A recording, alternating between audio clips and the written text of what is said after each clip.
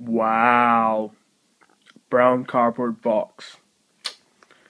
Zebralight, you've really outdone yourself this time. Okay, so let's have a look at the Zebralight SC600. Now, as the box says, this company is based in Irving, Texas, USA obviously, but the flashlight's made in China, so you know what you're going to do. Let's have a look at it. I was going to say let's have a look at what the box says. Yeah, okay. Now, what do you get? You get an operator's manual, which is all in English. Awesome. Anything important?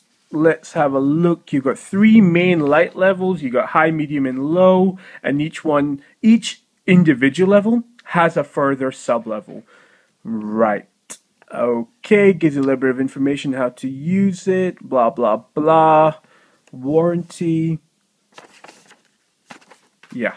Okay, so let's have a look at what you get with the flashlight. You get some foam packaging. Awesome.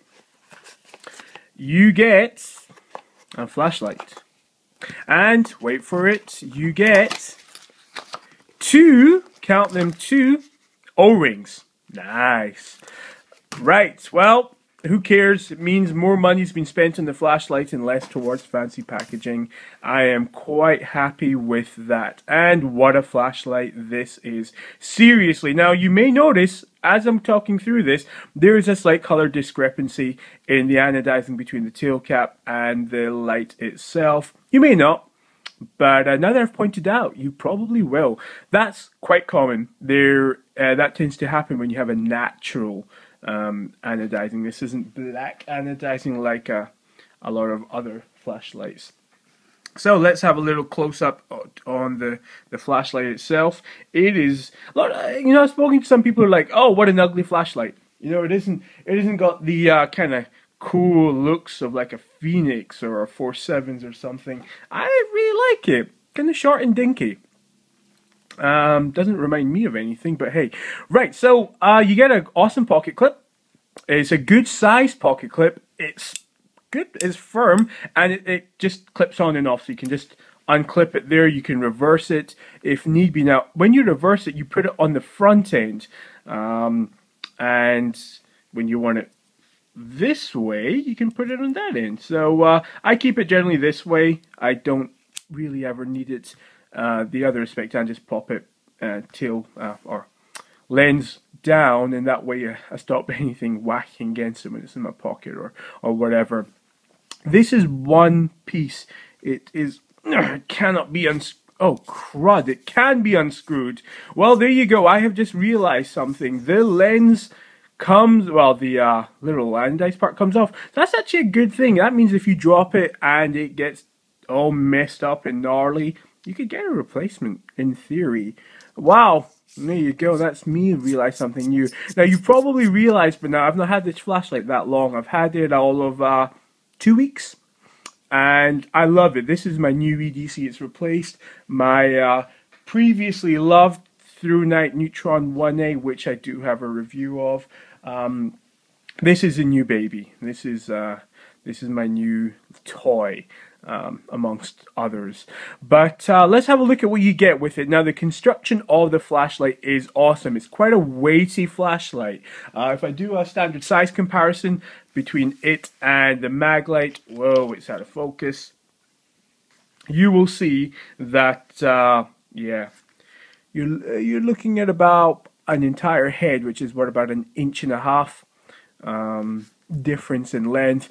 Obviously, this is because this is running an 18650 power cell and this runs AA batteries. There's going to be a significant width difference. I personally, I don't mind this form factor. It works for me. It works in my system. This does as well, but I find it doesn't work as well. I prefer a shorter, stouter flashlight to a longer, thinner one. But, you know, each to their own, whatever you wish. The construction, like I said, is really good. The knurling on the body is fantastic. It's purposeful. It's sharp. It grips in. It reminds me of the knurling you get, or well, the kind of grip pattern you get on a cold steel Cold Steel Recon. It's fantastic knurling on this. It's really, really grippy. Let's have a look at the LED itself. Okay, the LED is a Cree XML T6 cool white version LED. You can get this in a natural, or well, warm white, I believe they say, but warm, natural, whatever, color tint. So that will produce a warmer tint, warmer color, much like an incandescent. I picked the cooler tint because the cooler tint works better for me. I prefer it. And the majority of the sales do tend to be the cool tint version. It's got an orange peel reflector, light orange peel I think they say. It's a good size reflector, and if you compare it to the reflector you get on an LD20, you will see there is quite a size difference in the actual head size. Now, the big benefit of this is you can run it at a higher output without this overheating. Now it will crank down the max output, which I'll discuss what it is in just a minute after a period of time, to avoid it overheating. So it's got that protection system built in, but it takes quite a while for it to heat up because it is a good size head and it's got pretty decent heat sinking here. So let's have a look at the actual construction of the tube. How thick it is, how strong it is.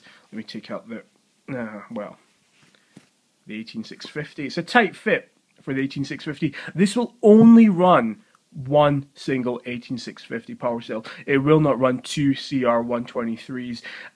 They don't recommend that you run it on I think it's a 17670. I think it will run a 17670 because you're looking at the same voltage. So I don't see there being an issue, but I personally haven't got one to try, so I run it with a standard Nightcore 18650. I've tried it with an AW 18650 and a EagleTac 18650. Works perfectly with all of them. I've tried it with a 3100 milliamp hour, I should say, AW cell, and it fits. It fits fine.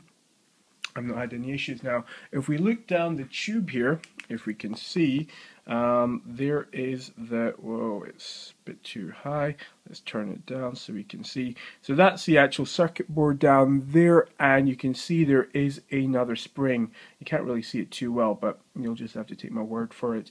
Now, the tube itself, the body, is about 1 millimeter thick. Which is decent. It's sufficient. The majority of the weight comes from the cell, actually. When you take the cell out, it's still weighty down the front end because this part's quite thick, but not too weighty. Let's pop the cell back in and have a look at the beam pattern and various outputs. Now, actually, before I put it on, you can see you've got a pretty beefy O-ring there, and that's one of the two. And I'm guessing the other O-ring is just on the inside. You can make it out there.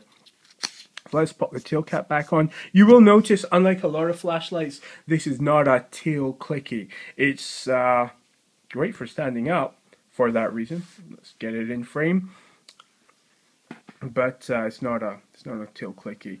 Okay, so there's the button which operates it. So if I do one long press, we've gone into the low mode, which I don't remember, I'll be honest, I don't remember what the various numbers are for this, and let's be honest, nobody really cares. If they do care, I'll have it in the description below. And I have found you get awesome runtime on this. I've had it on for about 150 hours and it was still going, and I got fed up after that. I just turned it off. I couldn't be bothered keeping it on much longer. Now if I double click it, whilst it's in that, you go, oh, it's turned off. No, it hasn't turned off. It's actually in Moonlight Mode. Now, Moonlight Mode on this, I'm pretty sure is, oh gosh, if I hazard a guess, I'd say 0.1 lumens. But again, the correct numbers will be in the description below. And sorry, in this mode it ran for 150 hours. That's what I meant.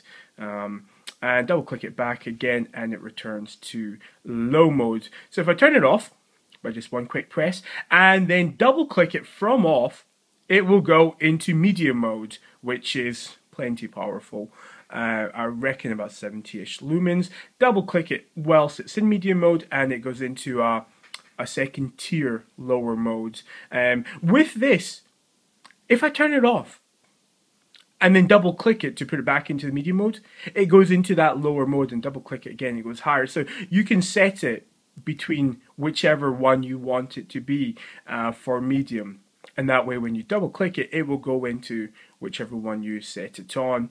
And if I turn it off and put it into high mode, yeah, we have a floodlight. This is ridiculously bright. It's completely washing out the camera. Love it. 760 lumens. Amazing output you get from a flashlight of this size. It really, like, people get surprised. They're like, wow, that's blinding. And then I flash it in their eyes and they get cross at me, but hey ho. So yeah, and if I double click it, it goes into around about 550 odd lumens. Now this second mode you can set. So you can change what you want your second high mode to be, or your sub high mode. So if I turn it on high, and at the moment I've got it on this, you know, 500, no, that ain't 500 lumens, that'll be about 300 lumens. And what to do is you double click it 6 times. So 1, 2, 3, 4, 5, 6, and now it's in my program mode. So if I double click it, it's one step up higher, another step higher, and then it's in what they call strobe mode. I don't call this strobe mode. It's too slow. It's about 6, I would say 6 flashes a second, which is not a real strobe. I would class that as a strobe. Now it's so fast that you're getting a kind of a phase difference between it and the camera. That is too slow. It's too slow. Anyway, so you can set it to that, and if I set it to that, turn it off, it will remember that as my secondary high mode. So if I click it on, double click it, there you go. It's gone straight into the flashing mode. Double click it again, back to the high, and that's it off. So now let's go see some beam shots for this. Okay, so I'm out here with the Zebralight SC600. It's a cold November evening. I am using a phone camera, so bear in mind it won't be showing up as well as it is in reality. So let's switch it on high. Okay, so you can see 2 trees out there now. I'm seeing a whole lot of light here.